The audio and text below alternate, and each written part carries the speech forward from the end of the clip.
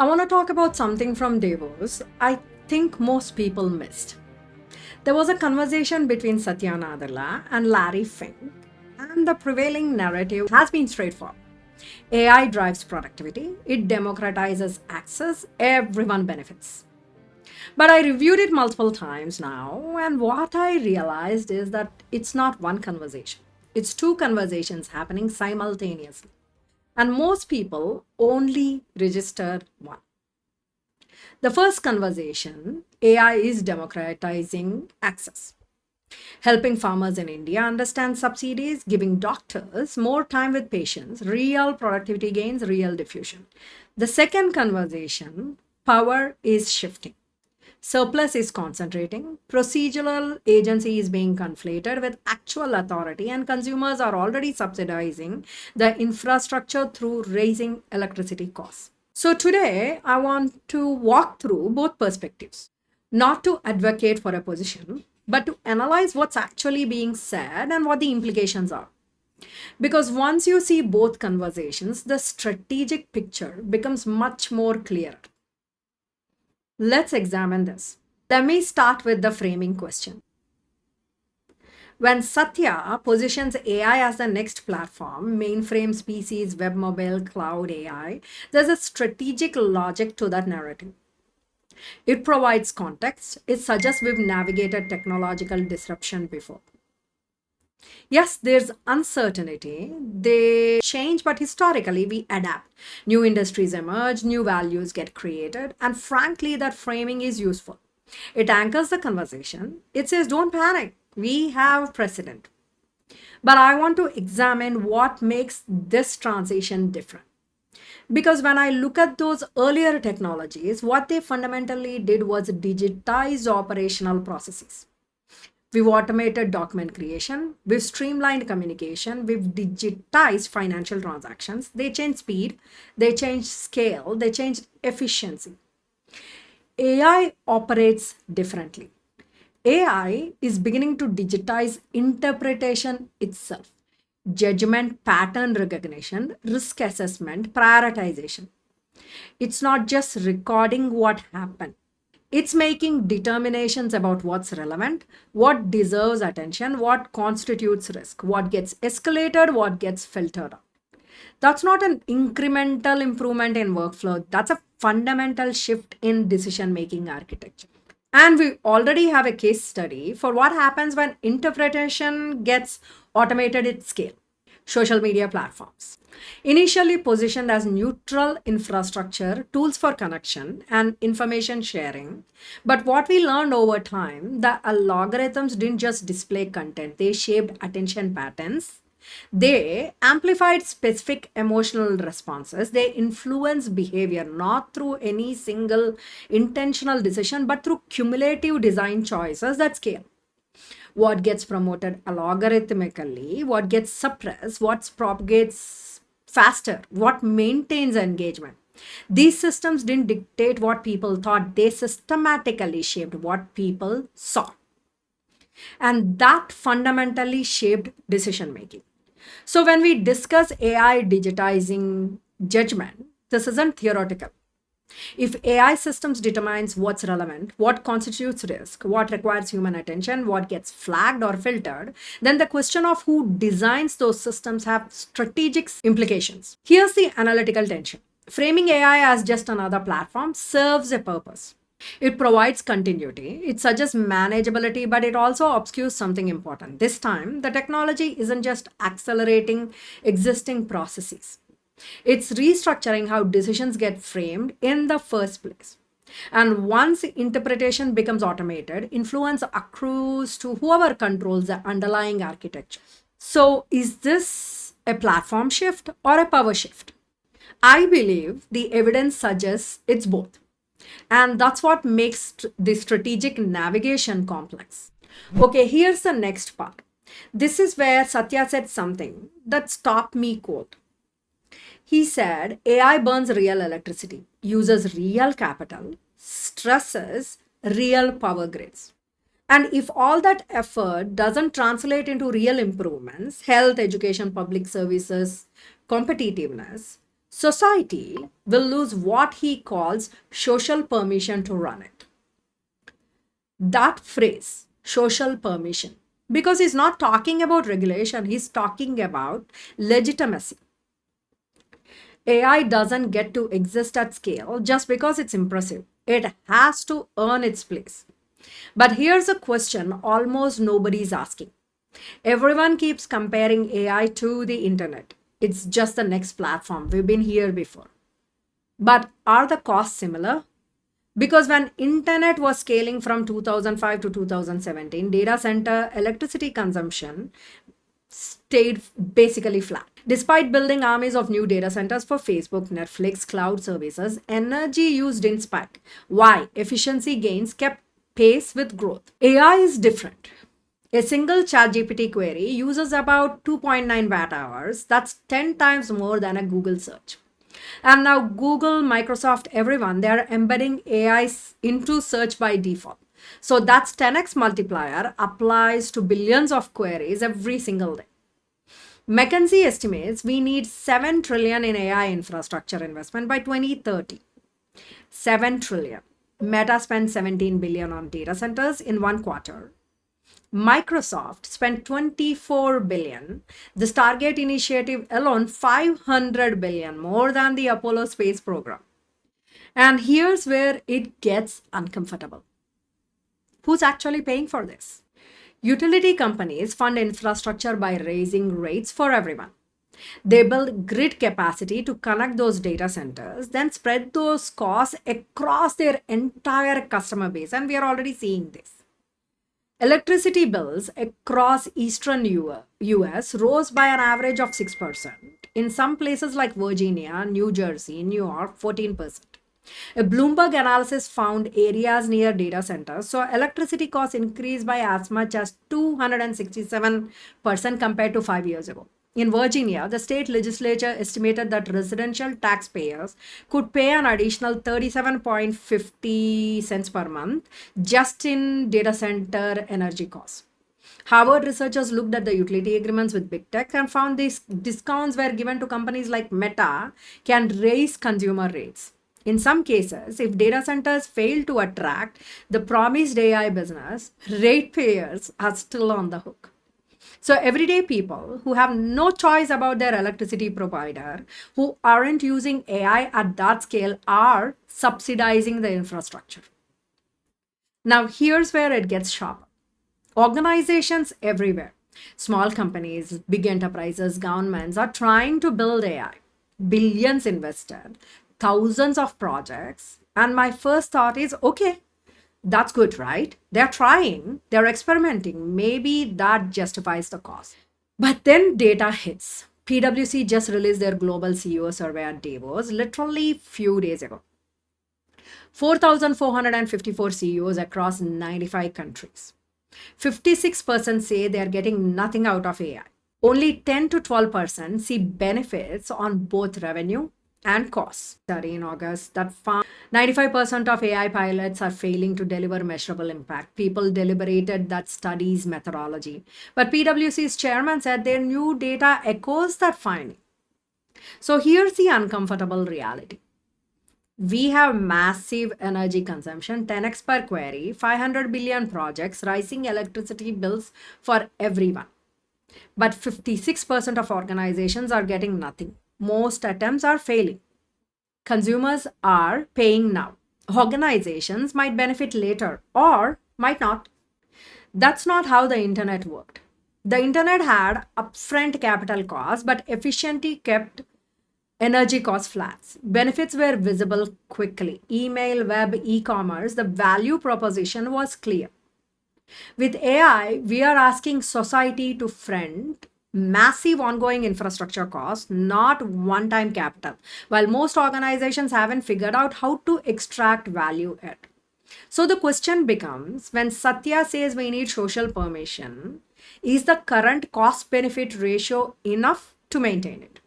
If your electricity bill went up $37 a month and you asked, what am I getting for this? What would the answer be? Better healthcare? Better education, more productivity in your job? Or are we burning resources at scale while 56% of CEOs are getting nothing? Social permission isn't earned by trying, it's earned by delivery. Tangible improvements, real outcomes, benefits that justify the cost now, not someday. And if the gap between who pays and who benefits stays this wide for too long, the backlash won't wait for us to figure it out. Okay, so Larry asked Satya this question that sounds almost innocent. What does surplus actually mean? At first, I thought, well, surplus sounds good, right? More output, fewer resources, higher productivity. That's the whole point. But then I started thinking about what surplus has actually meant historically. It usually means fewer people are needed to produce the same outcome. And look, we don't have to theorize about it. We are watching it happen right now. In 2025, layoffs hit middle managers first, program managers, operation roles.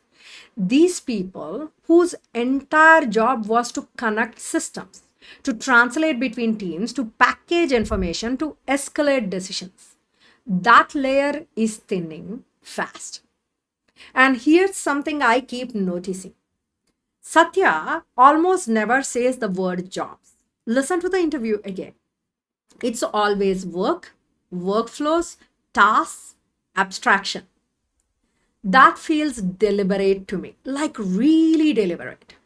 Satya himself warned Larry that AI risks become Satya himself warned Larry that AI risks becoming a bubble if benefits stay concentrated. He said directly, for this not to be a bubble, by definition, it requires that benefits are much more evenly spread. So now connect the dots with me. We learned that consumers are already paying, electricity bills up, infrastructure costs are being socialized. We know 56% of CEOs are getting nothing from their AI investments.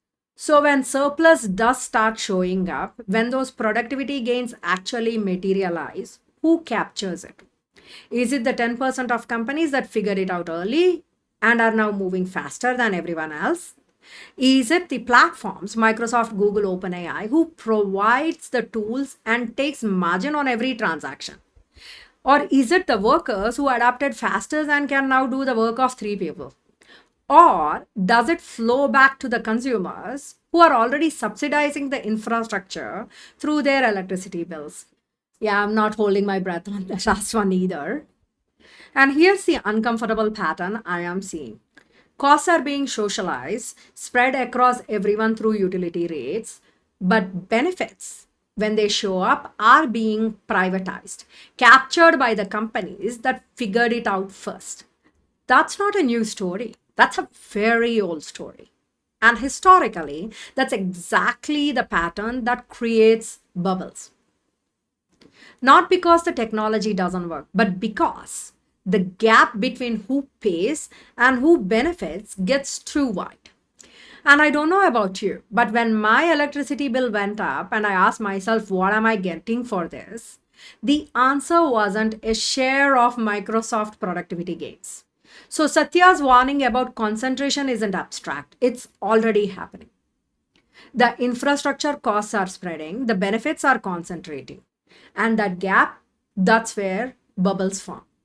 Okay, let me walk you through what I think is Satya's most powerful example. And full disclosure, I am still working through how I feel about it.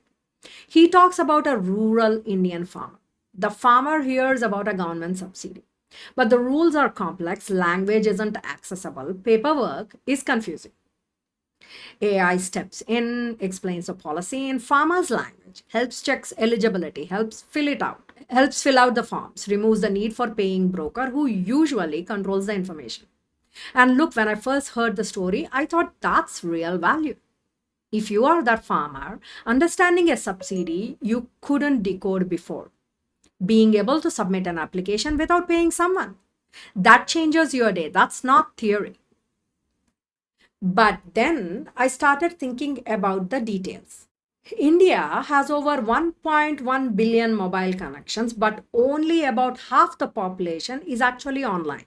And many of those people Phones, and many of those phones are used mainly for calling, not data. So the farmer in the story already has a smartphone, a data plan, enough digital comfort to interact with AI. That's not most farmers, that's a specific subset. But okay, even for farmer who does have access, what did he actually gain? He gained understanding, the ability to act without a broker, a clearer path into the system. And that is real value. I don't want to diminish that. But here's where Satya's language become really important to me. He used the word agency. And I realize he's not talking about agency as power. He's talking about agency as the ability to act, to understand, to initiate, to try, not the agency to decide. Because think about what actually changed. AI helps him navigate the system. But did the system change? The rules are still the same. Approval isn't guaranteed. Officials still decide. The structural barriers, land ownership requirements, bureaucratic delays, none of that changed. AI helps him approach the gate. It doesn't give him the key. So when I say farming improved, his friction decreased, his costs went down. But when I ask whether that's enough, that's a different question. Because the example does exactly what Satya intends. It shows diffusion of access, reduction in friction, procedural agency. It does not show a shift in authority. The farmer can now see the rules more clearly, but he still can't change them. He can navigate the system more easily. But the system itself, the power structure, the barriers, the gatekeepers, all of that remain unchanged. And here's the tension I am sitting with. Can both things be true? Can it be real value and unchanged authority? Real improvement and persistent inequality? I think they can. I think they are. But we should be clear about which one we are celebrating. Are we celebrating access or are we celebrating power? Because they're not the same thing. And once you see this distinction, you can't ignore it. Here's another example from healthcare. Satya talks about AI listening to patient conversations, transcribing notes, handling coding. So doctors spend more time with patients. That sounds helpful, and I think it genuinely is. But imagine you are the patient. Now there's a third party in the room, always listening, never forgetting. That data doesn't just help the doctors. It flows into billing systems, insurers, audits, potentially systems we don't even know about. And here's the legal problem. Most privacy laws were written assuming human conversations. HIPAA was designed for doctors and nurses who hear something, write notes, and those notes are protected. But what happens when AI creates a verbatim transcript? When it extracts patterns across thousands of conversations? When it feeds insights back into billing, risk assessment? Who owns the transcript? The hospital? The AI vendor? You? Who can access it later? Insurance companies? Researchers? Law enforcement with warrant? How long is it stored? Where? These aren't hypothetical questions, they are legal gray areas that haven't been resolved. The technology moved faster than the regulatory framework. And here's what bothers me. In all the healthcare AI success stories, and there are success stories in terms of efficiency, these questions don't get named. The focus stay on time savings, which is real, but consent, ownership, access, surveillance, those stay quiet. And that matters. Because once you introduce permanent searchable records of every patient conversation, you have fundamentally changed medical privacy, whether anyone intended or not. Can we capture the efficiency without reshaping trust? I believe we can, but don't think we are asking carefully enough yet. This one hits close to home for a lot of people. Satya describes his workflow at Davos. He used to have field teams prepare notes, Notes went to headquarters, got refined, consolidated, packaged. Information moved up through the layers. Now, he asked Copilot for a 360-degree view. It already knows the context, already connected information flows sideways instantly. On one hand, incredibly efficient. Why waste time on hands-offs when information can be synthesized immediately? But on the other hand, that's why middle roles are under pressure. If information doesn't need to be packaged and escalated, that layer disappears. And Satya says this explicitly. When work when work artifact workflow changes, we as firms have to change how we work. He compares it to PCs. Suddenly people put spreadsheets in emails, entire workflows change, interoffice memos disappeared, faxes became obsolete. The technology didn't make old processes faster, it made entire coordination mechanisms unnecessary. That's happening now. Different scale. Satya even warns large organizations, unless your rate of change keeps up with what is possible, you're going to get schooled by someone small being able to achieve scale. So the pressure on the middle isn't incidental, it's structural. Not because people failed, but because workflows inverted. When workflows invert, people whose value comes from being connective tissue, translators, coordinators, escalators, find themselves in a fundamentally different position. The work didn't disappear, the need for that particular layer did. Is that good or bad? I believe it depends on whether you are building new value in the new structure or whether you were specialized in the old one. That's not a moral judgment, that's reality. But we should be honest about it instead of pretending, and it's not happening. Okay, this last part is where the conversation goes somewhere, and most people completely missed. And honestly, I had to watch this section a bunch of times before I caught what Satya was really saying. He reframes sovereignty. He says it's not about where a data sits geographically anymore. It's about who controls context and tacit knowledge. In simple terms, who owns the workflow, the institutional memory, the models trained on the knowledge. And from a company's perspective, that logic is clean. If your knowledge lives inside someone else's system, you lose leverage. If you don't control your context, you leak value. Make total sense. But then I started thinking about what that actually means. If sovereignty sits with firms that control context, where does that leave individuals? Because think about it. Your work, your decisions, even your judgment are increasingly mediated by systems you don't control. You don't own the AI you use at work. You don't control how it's trained. You don't set the defaults. The company does, or the platform does. So, where does your sovereignty live in that equation? And then there's the country level question. Countries without deep enterprise data, large institutional data sets, digital infrastructure at scale, model building capability, they start this race already behind. Not because they lack smart people, not because they lack ambition, but because they lack the raw material that modern intelligence system feed on. Historically, national power came from land, labor, capital, and manufacturing. You could build those, you could accumulate them. But now, power increasingly comes from data, models, context, and skill. And here's the thing about data, it has network effects. The more you have, the better your models. The better your models, the more value you create. The more value you create, the more data you generate. It compounds fast. And this is where Satya's point about skill really sharpens. He says diffusion, who actually benefits from AI, correlates more strongly with who knows how to use those systems.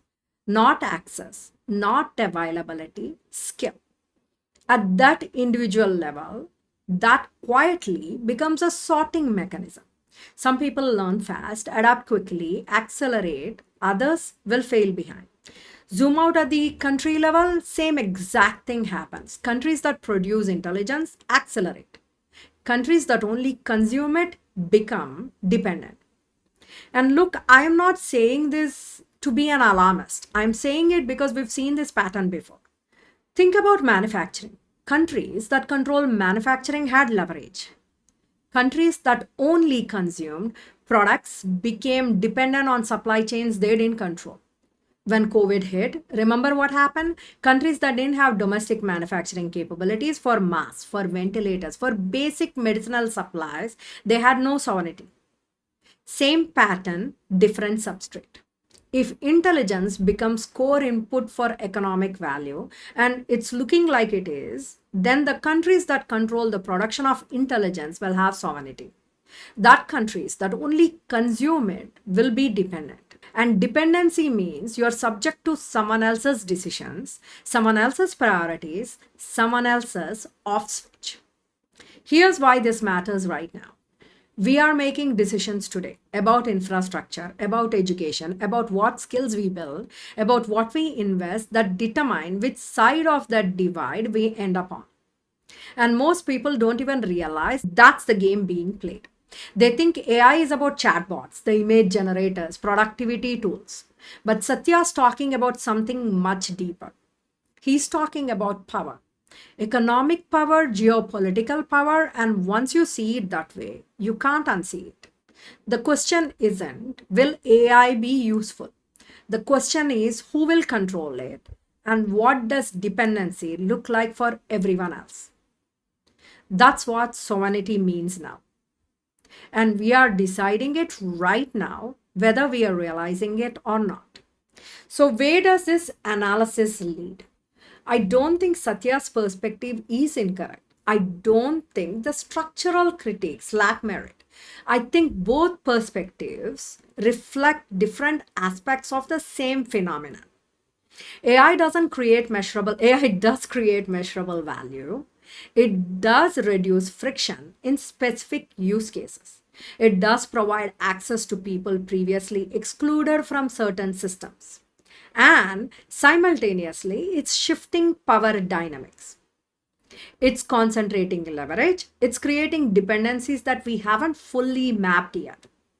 The goal of this analysis wasn't to advocate for a position, it was to examine the complete strategic picture.